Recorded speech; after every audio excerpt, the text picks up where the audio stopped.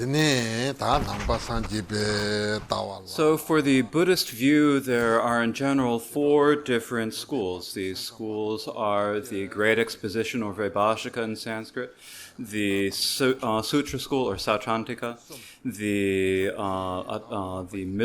mind only, or Chittamatra, and the middle way, or Madhyamaka school. And so of these 4 schools, we have completed the first 3, and so we're talking about the 4th of these, the middle way school. And so, as we mentioned yesterday, there are basically 3 different types of the Madhyamaka schools, or the middle way schools. And the first of these is the autonomous schools. Now, in the autonomous school, we come to understand that and establish that everything is emptiness, that all phenomena are emptiness. Now, the way it normally appears to us, things appear to us, but the essence of those appearances, of everything that appears to us, is empty. And we need to understand that everything is empty. If we know that everything is empty, then when we have the affliction of greed and desire arise in our minds, then if we know that that is empty, then that decreases the affliction. Similarly, with the afflictions of malice and ill will and jealousy and so forth, if we know that what we are angry or feel hatred against is empty, then the affliction is decreased.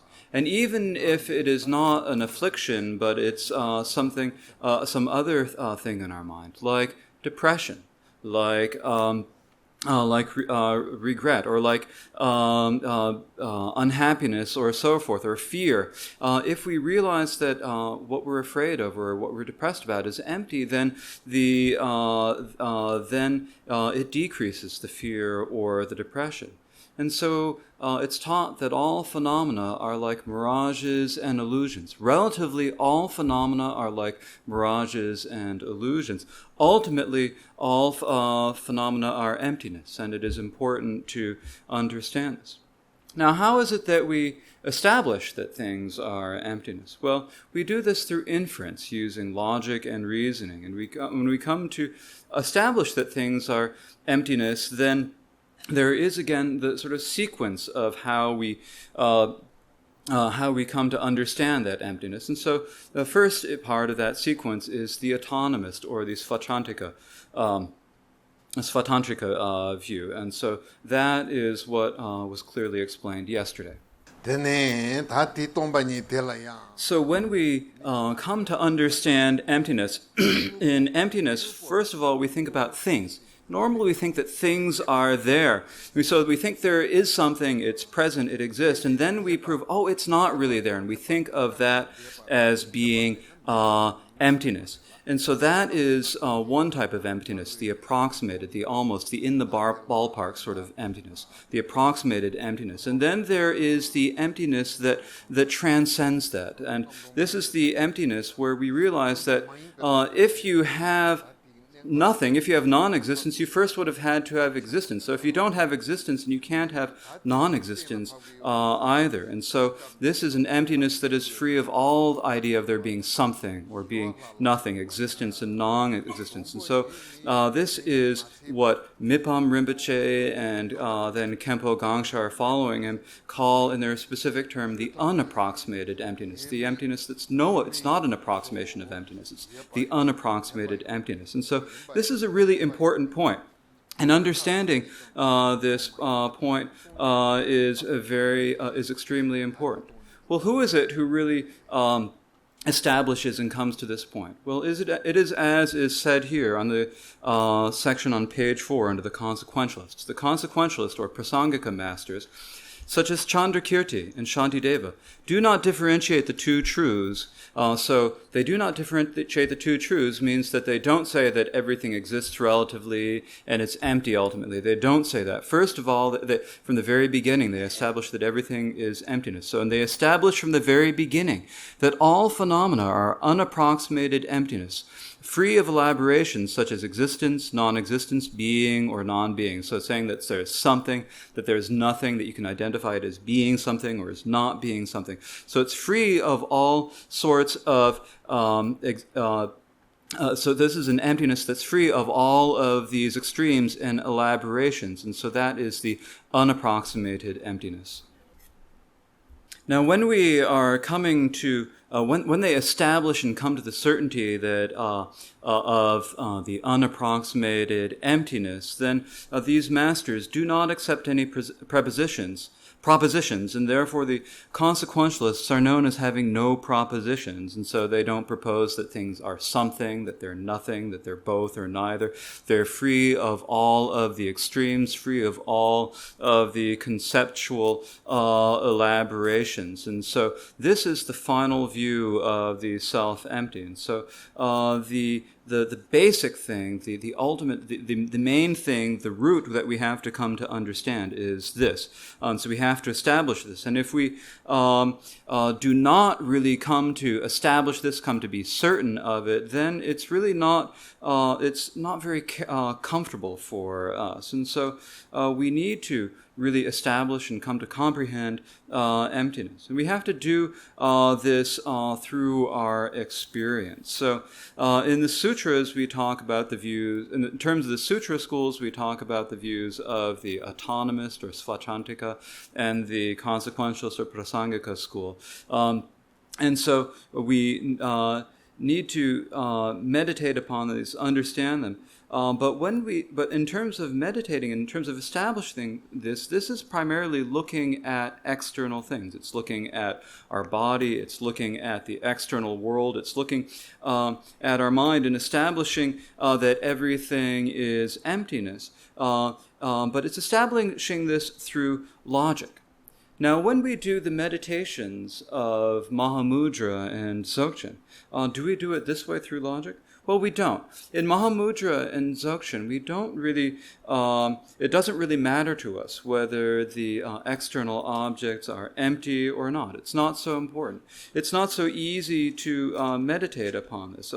If you can develop, through going through the logic, you can develop real certainty in this, but it's not very easy to actually meditate upon. And so the main thing that we do is we look at the mind itself, and we learn how to look at the nature of the mind and nurture that experience of the nature of the mind. And so nowadays we often get pointed out the nature of the mind.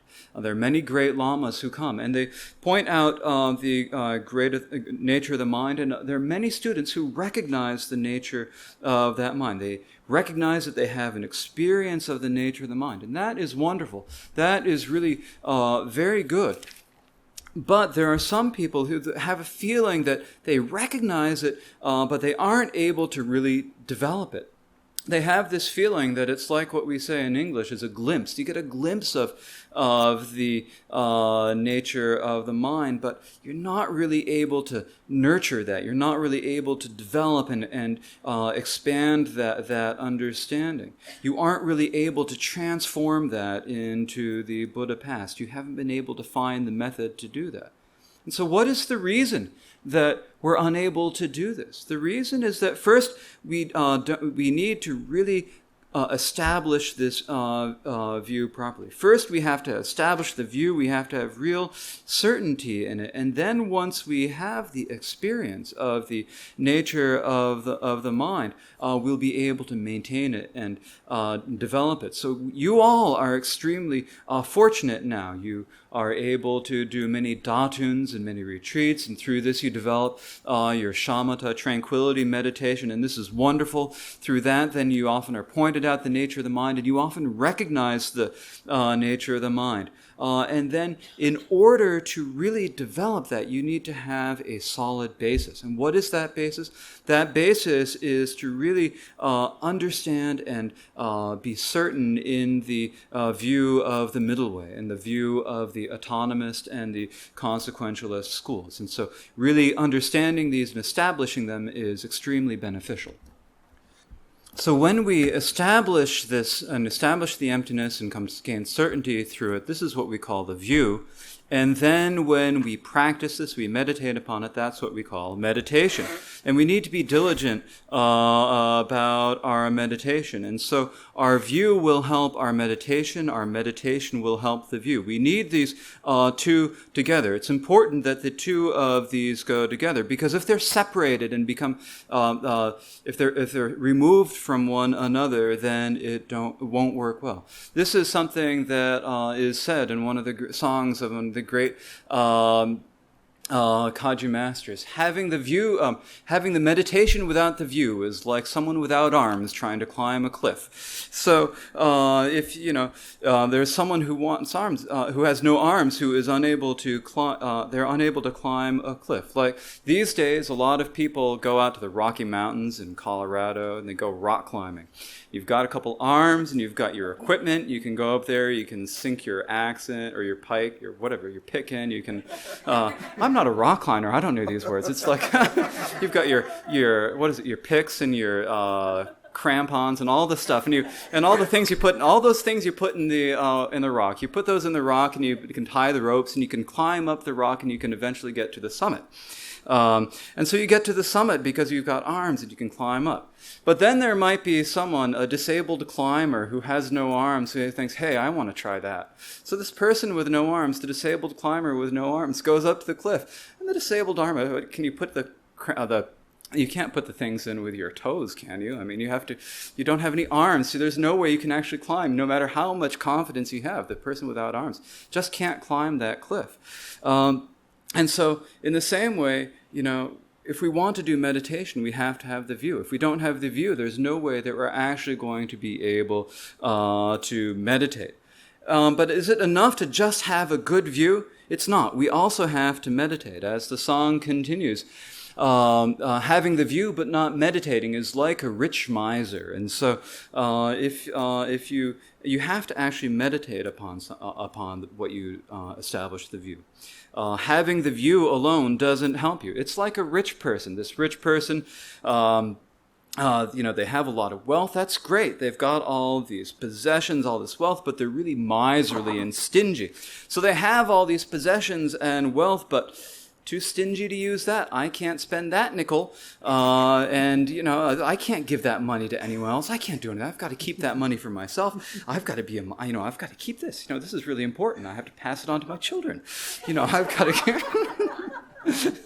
I can't spend a nickel, and so you have all the wealth, but you aren't able to spend it. So what good does that wealth do you? So if you have that good view, but you don't actually meditate upon it, it doesn't help you in any way. You have to have the view and the meditation, and these have to be joined. They have to be brought together. And if you do that, then your meditation will be really stable.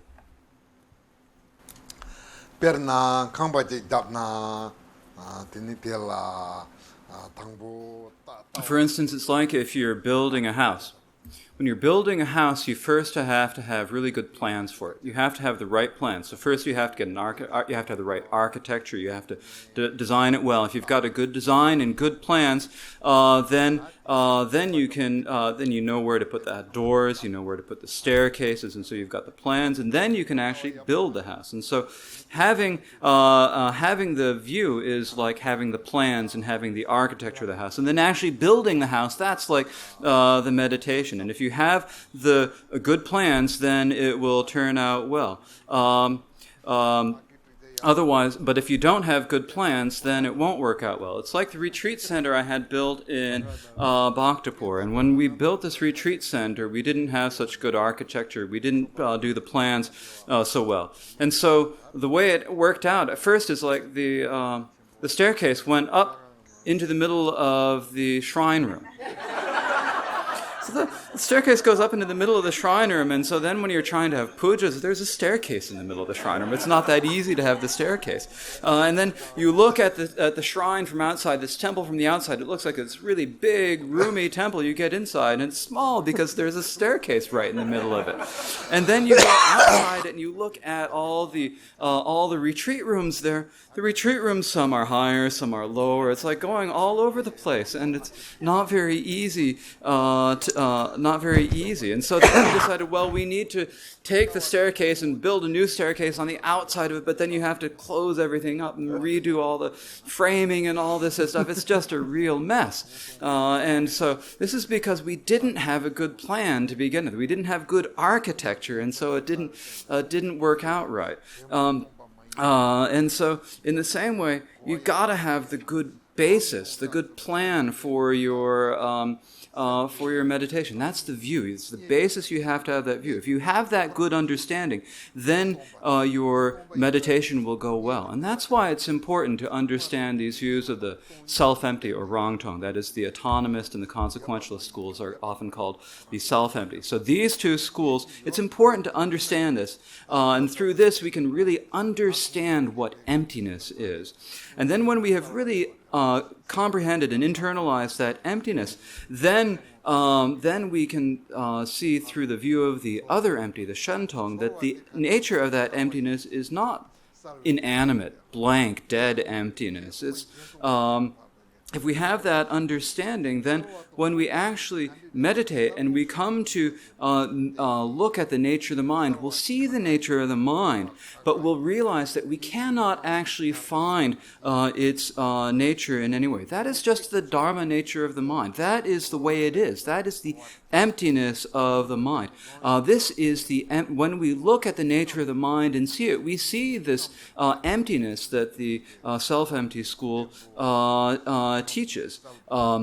It's not something, it's not nothing, it's not neither, it's not both. You can't put a finger on it in any way. It's just this emptiness. You cannot find it.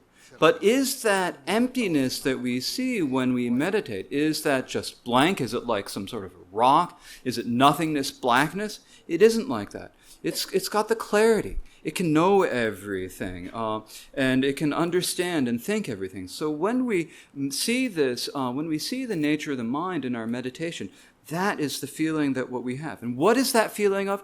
That's the feeling of the clear aspect, of the wisdom aspect. And so that is what we really come to understand and internalize through developing the view of the other empty. That's the clear aspect. So we have the clarity, and we also have the emptiness. And so how are these like? Well, it's the union of the clarity of emptiness. It's not as if emptiness is one thing and clarity is another thing, and then they're sort of smushed together somehow. That's not how it is. It's like one, it's the same essence. And so we have to understand that the clarity and the emptiness are the same in the essence. And then when we experience it, when we look at the nature of the mind, we see these two things together. It's together that we see the emptiness and the clarity. And so if we understand it and have that view, and then when we see them, we recognize it, then our meditation will be stable, it will be clear, we'll have real confidence and belief in our meditation. Because we have that confidence and belief in our meditation, it will be able to really develop. So that is why it is so important to really establish and internalize the views of the middle way. Now, when we are really establishing and internalizing this emptiness, then we absolutely must also have the view of the other empty. If we don't have that view of the other empty, there are problems that can happen. As it says here, these days in this scriptural tradition, people take mere phrases that appear, such as no propositions, as a refuge. So they're just saying everything is empty, it's all emptiness, I don't have any propositions or accept anything, everything is emptiness. And then they focus their mind single-pointedly on the blank, mere emptiness of the lack of elaborations. They just say that it's just blank emptiness, there's nothing but emptiness. And so they just say it's this blank emptiness. They do not accept the presentation of path and result or Buddha nature. And so they say that everything is just just empty. And if everything is just plain old emptiness, then there is no need to worry about paths and levels, bodhisattva levels. There's no need to worry about any result. It's all emptiness. There's no need to worry about Buddha nature. It's all emptiness. And so this is what some people say. And Khenpo Gangshar is basically saying this is a problem. This is Khenpo Gangshar's opinion, or Khenpo Gangshar's thought here. So whenever such people speak, they repeat lack of elaborations over and over, and consider the other empty middle way, the Shentong school, to be barren. So they say that the other empty view is like clinging to things as being true. It's clinging to the Buddha nature as being true, and so it's not good in any way. So they refute it. But actually, that view of everything being just mere emptiness is not good. So when you are so if you have that, if you examine it carefully, this is the equivalent of the nihilistic view. So Khenpo Gangshar says that if you say it's just mere emptiness, nothing at all, then that is not quite okay. There's a danger that your view will become a nihilistic view, as the masters of the other empty say unanimously. So there are other masters of the Shentong, other empty school, who say this. Who says so? Not only. That, it is as the great master Saraha said. So when Saraha said in the song, clinging to things is as stupid as an ox. And so if you cling to things as being real, as them being actually there, then that is as stupid as an ox. Now, an ox is used as a metaphor or what is it, an analogy? A metaphor of a comparison of something being stupid. Oxes are stupid. If you say to an ox, everything is empty, then the ox is not going to understand you. And so in the same way, if you don't accept that things are empty, then it's like being as stupid as that ox. But Saraha continues, if you consider it, if you cling to nothing, then it's even more idiotic than that. So if you cling to there being nothing, just non-existence, then that is even stupider than that ox. So that is because it is not at all in accord with the nature of how things are. The actual nature of how things are transcends all ideas of something or of nothing or existence or non-existence. This is the emptiness. It is the union of clarity and emptiness. And the clarity there is the clarity that the masters of the other empty school talk. It's the emptiness is indivisible from the clarity that is taught by the master of the Shentong school. And in order to see this, we have to turn our minds inward, turn our attention inwards, and meditate. And then when we do that, then we'll see, that's what the clarity is. That's what the emptiness is. And we can see this in our mind. We see it in our mind, and we really get to the bottom of what it really means to have this union of clarity and emptiness. This is really important. When I was young and I was studying texts, I first, was working on developing the understanding, and I had a Khenpo named Khenpo Lodro Rabsel. And I was always saying to Khenpo Lodro Rabsel, this doesn't work. This can't be. What is this? I don't understand it. What's that? What is that approximated emptiness? What's that unapproximated emptiness? This doesn't make sense. This doesn't work. And Khenpo would always say, you can't look like this. You have to turn inside and turn your attention inside and look at it. You're looking at outside things. If you look at outside things, you won't understand. You need to look inside. And I thought to myself, can't do that. How can you look inside like that? That doesn't make any sense. There's no way you can do that. This doesn't make any sense. Looking inside? Come on. You got to be kidding me. You can't look inside like that. So, but then later, Khenpo Gangshar came and he gave some instructions, and it's like, oh, that's what my Khenpo meant to say when he said looking inside. So that's what it is to look inside. So this is what looking inside is. And so when I had these instructions, I was like, that's what he said. I had this feeling that occurred. And so we have to really understand the view, and then we have to join it with the meditation. We have to have the two together. So generally, grasping at either things or non-things does not transcend fixation on extremes. Grasping at things is an extreme. Grasping at non-things or nothing is an extreme. However, the nature of some mere empty aspect that is merely free of extremes because all extremes have been blocked by mentally fabricated supposition is not similar to the ultimate. And so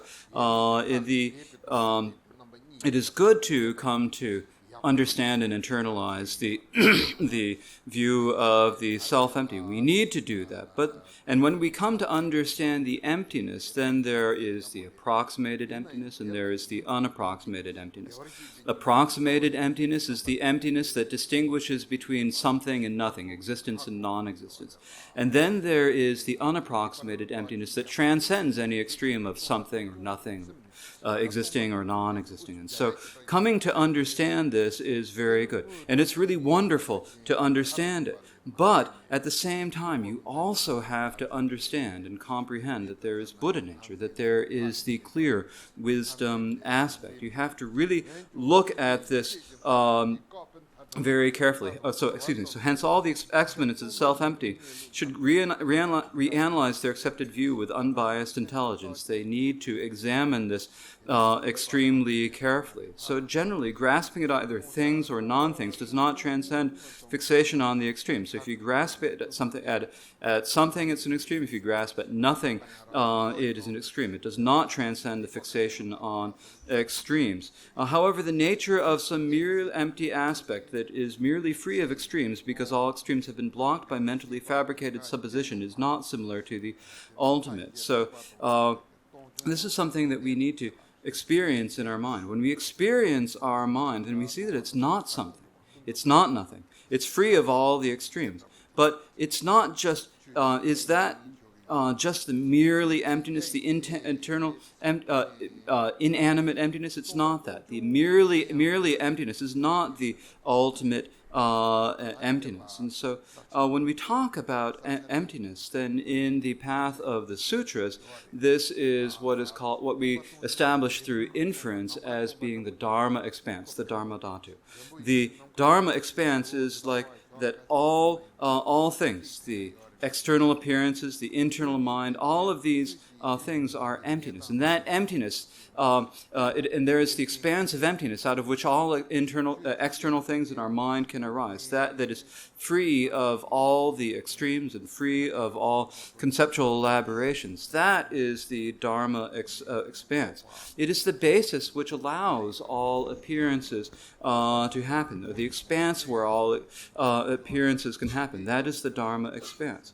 But is that Dharma expanse just mere emptiness? Is it just nothingness, blank nothingness? It isn't that. There is the clear aspect. There has to be that clear aspect. If it were just mere emptiness, it would be like the sky. It would be like empty space. With empty space, no matter how long you wait, you can wait months, you can wait years, and it will never develop any qualities or any wisdom. But with the nature of the mind, the Dharma nature, the Dharma of expanse, when you really understand it and you see that, then there is the possibility that all the qualities can develop. And so the emptiness of the Dharma nature has the potential for the qualities of the Buddha. In the path of the Vajrayana, we say, is this something that we can actually realize? It is something that we can realize. Can we develop these qualities? We can develop these qualities. Why is it that we can do this? It is because of this clear wisdom aspect. It is not an inanimate emptiness, a dead emptiness. There is the clear wisdom emptiness and wisdom aspect, and because it has that clear wisdom aspect, then all the qualities can occur. So it is not similar to the ultimate emptiness. And so this is as the omniscient Dharma Lord, that is the great Longchenpa said. Tene ta kenchi longchen pa ge song na As the omniscient Dharma Lord Longchenpa said, if you just say free of the extremes of existence and non-existence without knowing the basis of removal, if you just say that it's free of being something or existence, free of being non-existence, free of all extremes, you can say this, it's great, it sounds wonderful, you might know it well, but if you do not understand the basis for removal, if you don't understand what it is, 가서디라 통시라 근데 통시 다르기 생기대 동바디 예데 살와이 히티 메바데 Okay.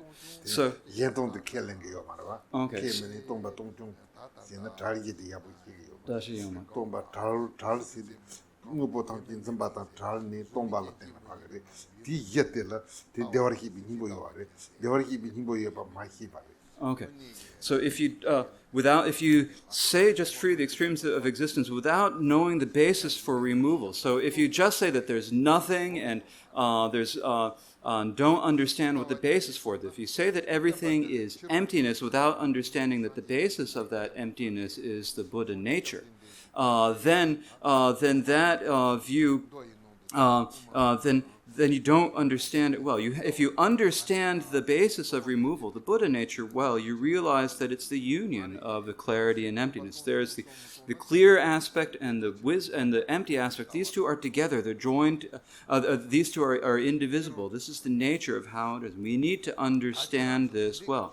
Otherwise, if you do not understand this and you say it's just merely emptiness, then your view is that of the peak of existence. So the view of the peak of existence, this is the view of the highest of the formless realms. So the four formless realms, the highest of these is the realm of neither conception nor non-conception. It's also called the peak of existence. And so it's just like your meditation is just like the meditation that will lead you to be reborn there in that highest of the formless realms. And so that is not realization of the Dharma nature as it is.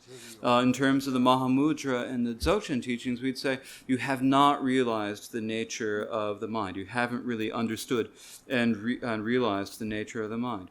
Because this goes outside of the teaching, and so it goes outside of the teaching. It's not what the Bhagavan Buddha taught. It's not in the teachings of the sutras. It's not in the teachings of the Tantra. In terms of the sutra, it's not the teaching of the self-empty. It's not the teaching of the other empty.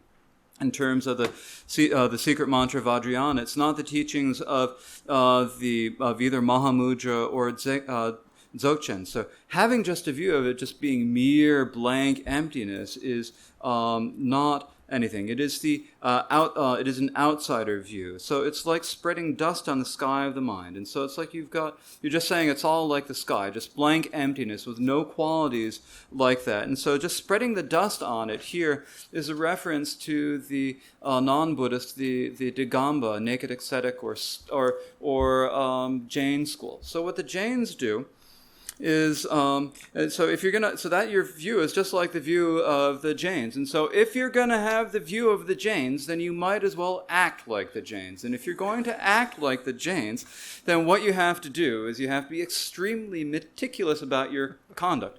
You must go around naked, and then you must smear yourself with dust. And so if you're going to have this view, then that is how you should treat yourself. But it doesn't do a whole lot of good.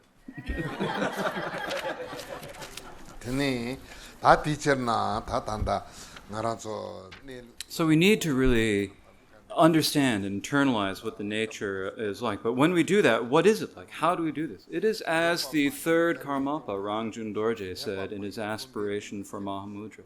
Not something, even Buddhas cannot see it. Not nothing, it's the basis of samsara and nirvana.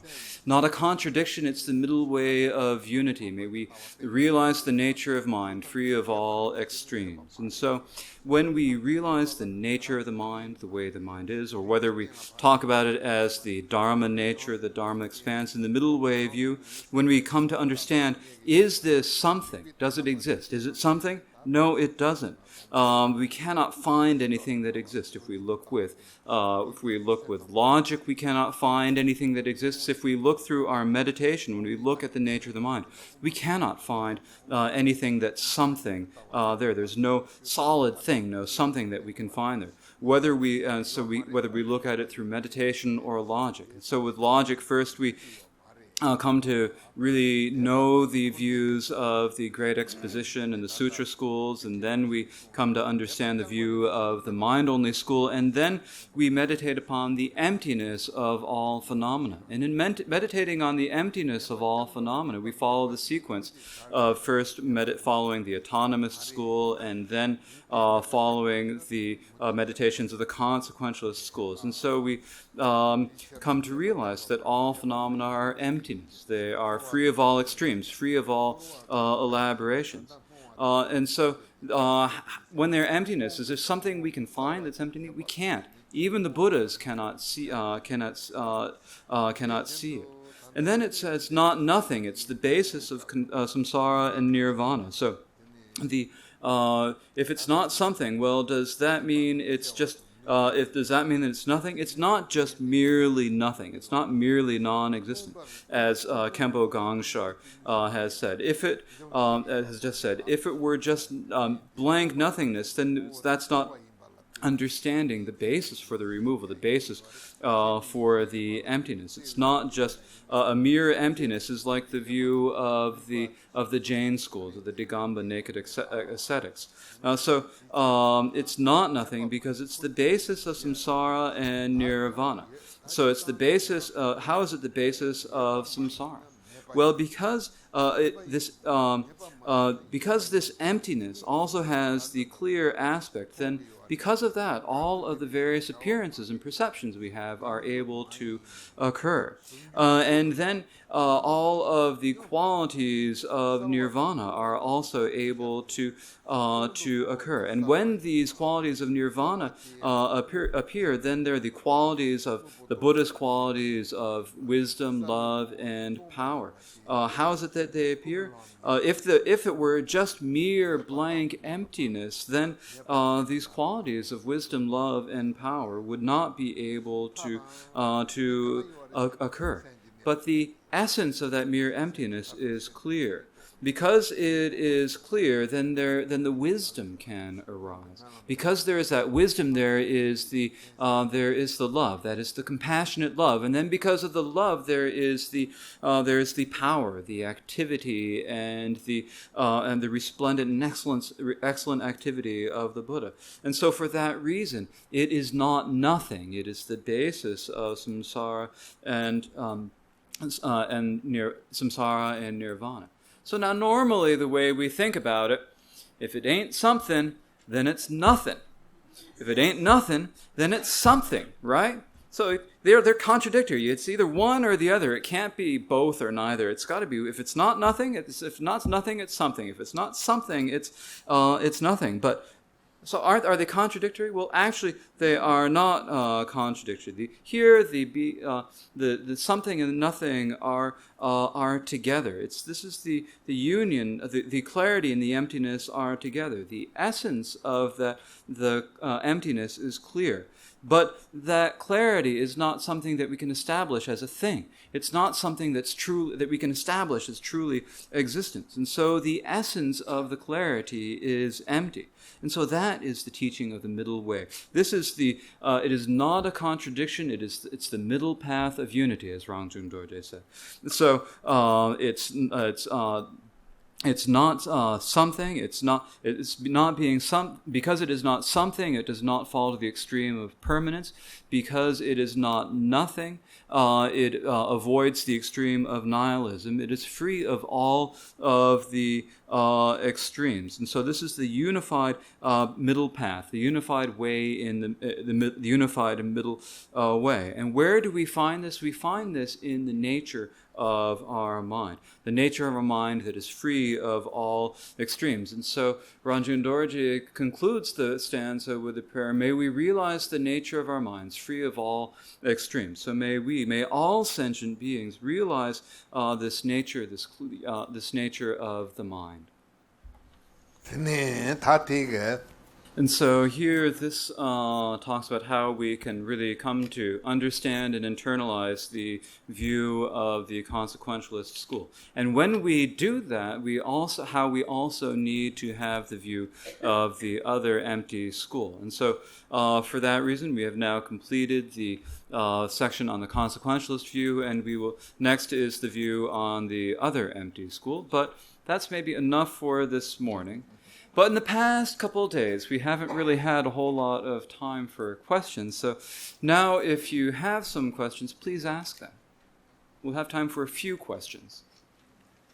Rinpoche, I know that basically meditation instruction is very personal, but for instance, in meditation on shamatha, there's a general instruction of following the breath and that sort of thing, or focusing on the breath in order to establish shamatha. Is there some similar instruction for meditation, looking in at the mind rather than focusing outwardly? Just some kind of a general instruction that could be given? Sort of a general instruction for this is that first you look at the mind, you recognize the mind and the nature of the mind, and when you do that, then you sort of maintain and nurture that. It is very important to do this. But while we are just nurturing the experience of the nature of the mind, then we shouldn't just merely do that. We have both the meditation and the post-meditation, and these are important. The meditation sessions can be short, and then when you get up into the post-meditation, then you should keep your mind undistracted, maintain your mindfulness and awareness, and just not forget the feeling of the equipoise, the feeling of the meditation. Remember that again and again, and if you do this, this is combining your post-meditation and the equipoise. So these two, it's combining the two, it's mixing the two. So this is mixing the experience and the post-meditation, and this is very important. So when we do the post-meditation, if we were to rest in equipoise, do our meditation, and then get up, and whatever our mind goes, we just follow it. If we just follow our mind off into thoughts of greed or aversion or delusion, and that's not okay. We have to maintain our mindfulness and awareness. We have to keep them strong and use them over and over again. Remember that experience. And if we do that, then that will help. That is the first method. The second method is devotion. So we need to develop devotion. We can do the practice of Guru Yoga and supplicate and make aspirations, and through that develop our motivation. This will help our meditation. Or we can supplicate the precious three jewels. This will increase our belief and our faith. And if our belief and our faith increase, then because of the feeling of the devotion, we will be able to develop our realization. And so this is why it is said in the Vajravidya lineage prayer that devotion is the head of meditation as it's taught. And so these are the two different methods you can use. Thank you, Rinpoche. Thank you. Rinpoche, I wanted to re-ask a question as best I remember it. You were teaching on the philosophical schools some years ago, and a student asked this question, and your answer was really helpful to all of us in the group because it kind of brought to life that some of the so-called lower schools, there were great meditators there, and which I think we can lose the fact of that, the idea of that sometimes when we're studying the schools. And the question went like this, as I remember it. The student said, Rinpoche, I have read that the Chittamatrans were great meditators. Would it be correct to think that their realization in their meditation was as profound as the later schools, but that they did not express it as well? And your answer was so helpful to that, Rinpoche. Maybe you could answer that again. Thank you.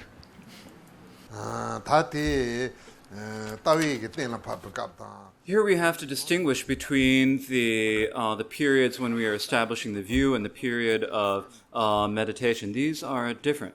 In terms of the view, the mind only does hold that the mind can be truly established. Otherwise, and so in that respect, they have not, in terms of the view, realized the true nature of phenomena.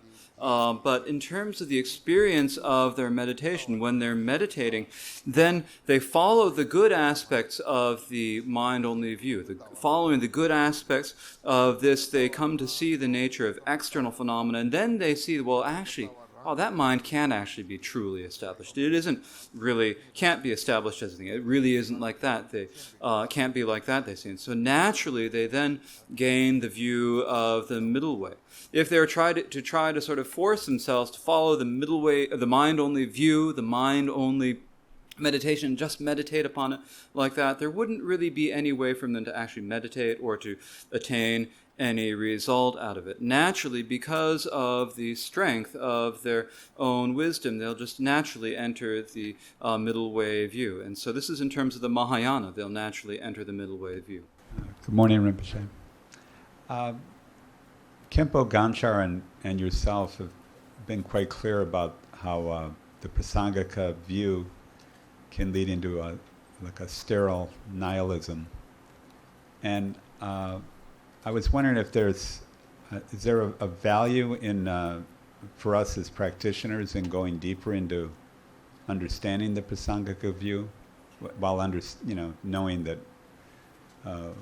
we don't want to go too far.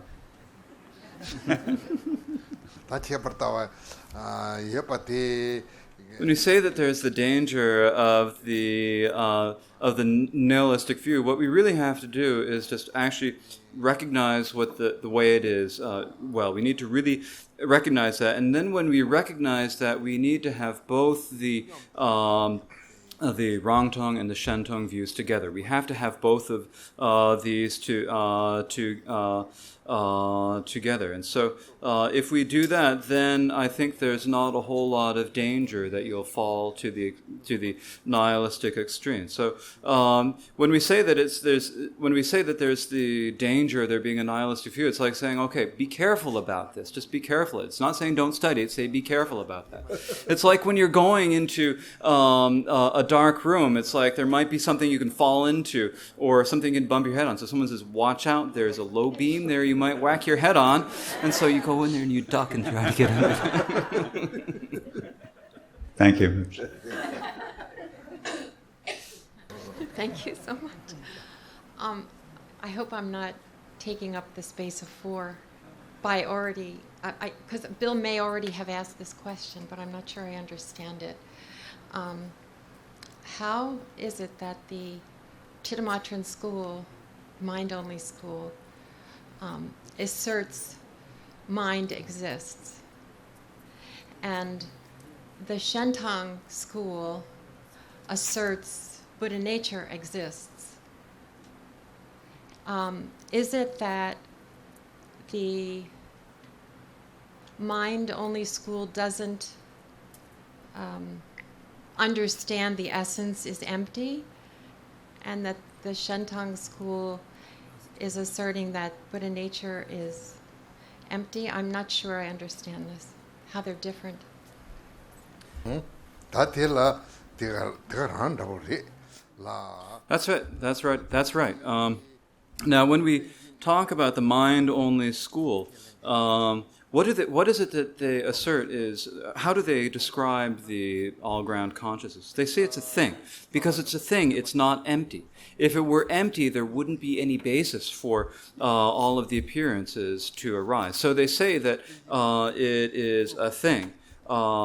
Whereas and so in this way they say everything else is emptiness, but the ground consciousness is a thing. It's a real thing. In the Shentong, the other empty view, they say that the Buddha nature is not a thing. They say it is the union of the expanse and wisdom. The essence, its essence is empty, but that essence is also clear. So the ground. So the mind-only school does not really establish or try to come to comprehend that the essence of the ground consciousness is empty and that the essence of that emptiness is clear. They do not understand that. Whereas in the other empty school, we say that it is Buddha nature. That Buddha nature is emptiness, but that emptiness is the expanse, what we call the expanse, the Dharma expanse. But the essence of that is clarity. And so this is the distinction between the two. The mind-only school says that the ground consciousness is a thing. It's not empty. It's a real thing. And so in this way, can't be pervaded by the Dharma nature. The Dharma nature is emptiness, and if the ground consciousness is a thing, it cannot be pervaded by the Dharma nature. Whereas in the other empty school, then because the Buddha nature is also empty, it is pervaded by the Dharma nature, and so in this way, the Buddha nature is the union of the expanse and wisdom. Okay, thank you so much. Thank you so much. This is a question about the qualities that you referred to that arise out of meditation. It's another stanza from the aspiration prayer for Mahamudra. Listening to scriptures and reasoning frees us from the obscurations of ignorance. Reflecting on key instructions vanquishes the darkness of doubt. Meditation's light illuminates the true nature just as it is. May the brilliance of the three kinds of wisdom increase. And Rinpoche, what is he referring to when he says the three kinds of wisdom, please? The three wisdoms here is here wisdom. It's the Tibetan word prajna. It's what I sometimes translate as full knowing. It's not the wisdom as in the five wisdoms. It's the three wisdoms as the wisdom or the full knowing born of listening, born of contemplation, and born of meditation. So the first line where it says, listening to the scriptures, we'd conquer the darkness of ignorance, is saying first we listen to things and then we develop the full knowing or the wisdom that is born out of listening. And then when we have that, then we listen to the instructions and then we think about them over and over again. We contemplate them over again. Through contemplating the instructions, we remove all doubt. And so at first there's some sort of doubt, but we think about the instructions. We've listened to the instructions. We think about them over and over again, and then we rid ourselves of any doubt. So that is the full knowing born of contemplation.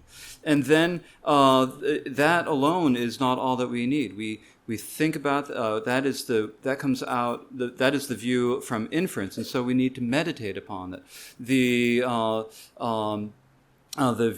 full knowing of meditation frees us from all the obscurations, and so that is the full knowing or the wisdom that is born out of the meditation. So in this way, it's saying, may the light of the three full knowings of the three wisdoms of listening, contemplation, and meditation increase. Thank you so much, sir. Thank you, Rinpoche. My question is it possible to bring the seventh consciousness into our meditation? And how do bodhisattvas abandon that stable consciousness of that subtle me going on all the time? There are different ways to discard or rid ourselves of the afflicted mind. For the arhats of the listener vehicle, what is it they do? Well, they focus on giving up clinging to a self. They meditate upon the selflessness of the individual. They see that they look inside the self, they look outside the body, they look in their body and outside things, and in terms of their mind, they see that there is no individual self, and they meditate upon that. So first they develop the full knowing of this through listening and contemplation. They understand this through that, and then they meditate upon that. And then as they meditate upon this, they come to the point where they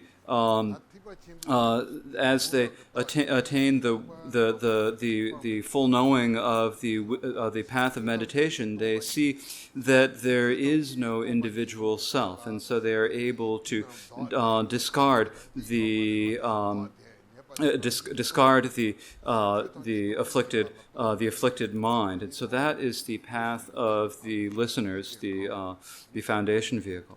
In the Mahayana, they don't just try to see that there's no self. Don't try to give up the afflicted mind. Rather, in the Mahayana, we meditate that everything is emptiness.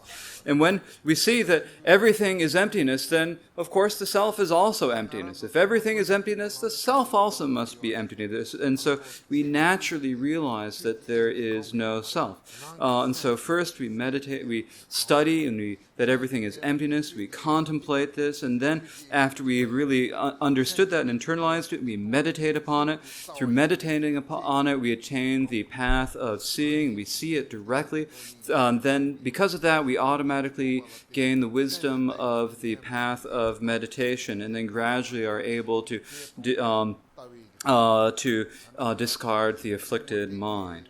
So the first method is to meditate upon the selflessness of the individual. The Mahayana method is to meditate upon emptiness. And in the secret mantra of Vajrayana, we don't really meditate upon the emptiness of all phenomena. We don't really meditate upon the Dharma expanse. Rather, we meditate upon the nature of the mind. The nature of the mind is the same as the Dharma expanse. And so if we realize the nature of the mind, because the mind is the root of everything, it's not necessary for us to actually realize the emptiness of external things. We just naturally realize that they are all emptiness. And so we meditate upon the mind, and we first realize this, and then gradually we see this, we study this, and then we meditate upon. Then when we actually see the nature of the mind, that is when we attain the path of seeing, and then we meditate upon it through the path of meditation,